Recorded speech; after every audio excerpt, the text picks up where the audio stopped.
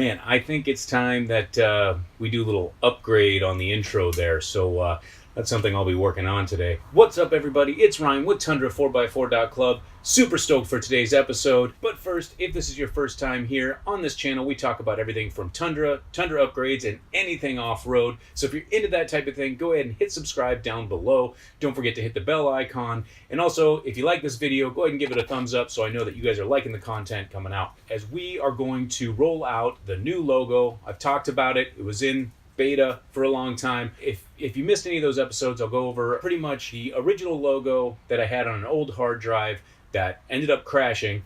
I couldn't retain any of that data, but long story short, the quality of the logo was, I just didn't create it with the high def quality needed for screen printing and things like that. So this logo here, we're gonna go ahead and just push that guy out of the way to make room for the new logo. So, gonna roll it out right now. It's gonna be a short video, sweet video, but please let me know what you guys think of the new logo. Also, what you would be willing to sport this logo on. Should I be focusing on things like t-shirts? Should I be focusing things on like hooded sweatshirts? Do you guys like hats? Do you want to support it on hats?